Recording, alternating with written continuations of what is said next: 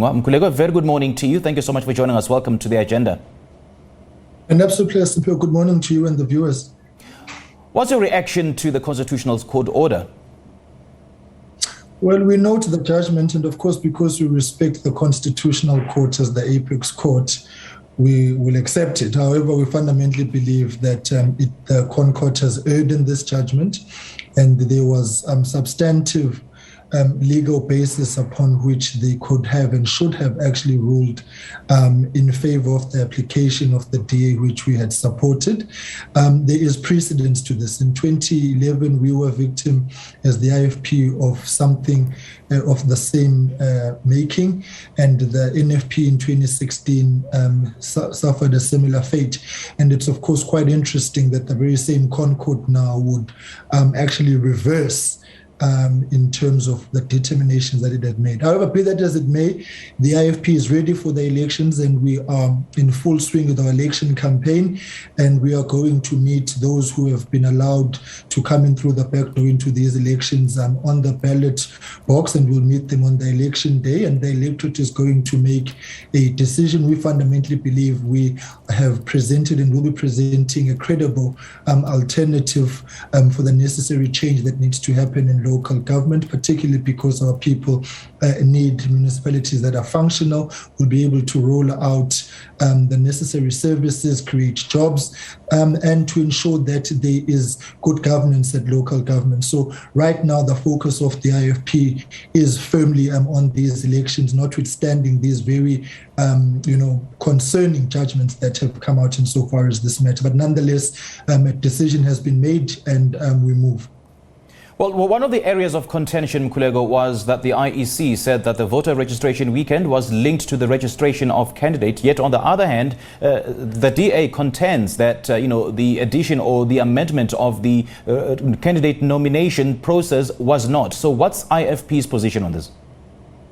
Man, the IEC was clutching at straws, and there's absolutely no such thing that voter registration is linked to candidate selection. Anybody who had wanted to be a candidate would have actually registered prior to the election, the voters' roll actually being closed. We certainly do not believe that the IEC has engaged in this matter in good faith. They were at the forefront of appointing the Electoral Commission and of inquiring into these elections.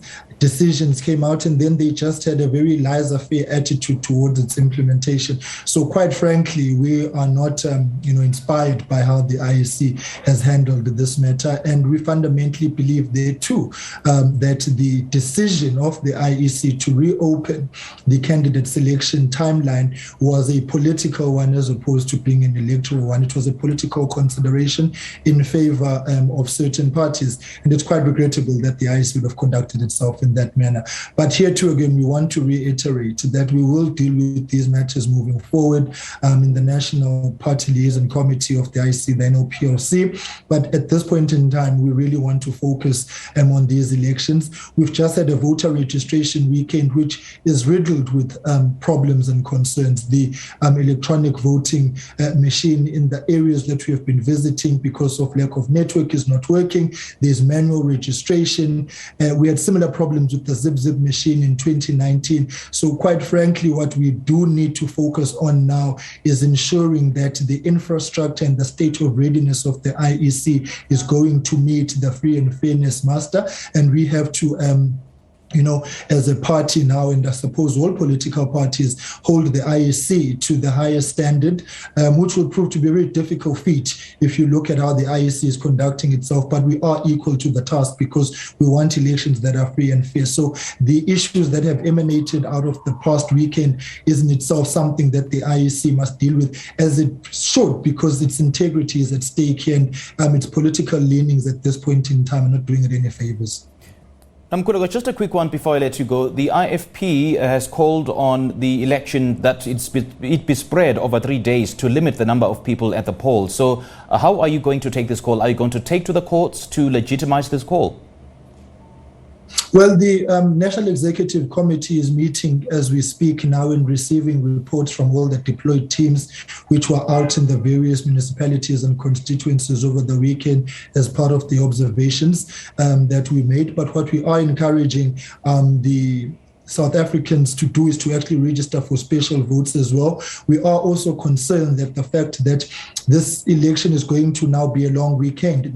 The election day is on a Monday, and automatically it becomes a holiday, and voting will be taking place over a weekend. So the call for the elections to be spread over 3 days is primarily to deal with the health concerns and the considerations that we have been highlighting all along, but also at the same time is to maximize the participation of South Africans voting and not to confine them to 1 day or to the very strict criteria of the special votes. So that is something that we will be looking at and engaging the IEC on, and hopefully this time around they'll actually listen to something that is in the collective interest of the electorate and the elections for them to be free and fair and representative of the mandate of the South African people.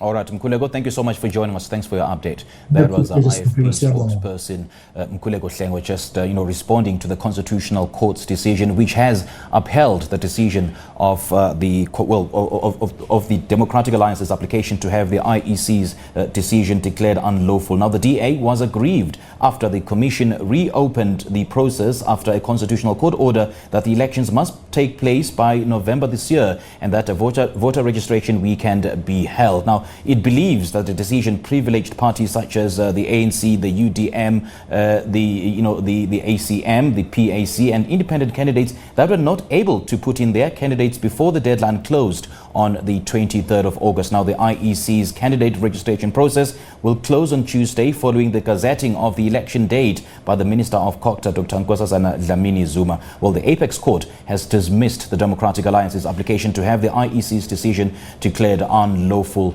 and invalid. Now, it is the breaking news this hour, and the Democratic Alliance, we do understand, say they'll be holding a press briefing later on as they're still studying the judgment, and they cannot comment on the judgment as yet.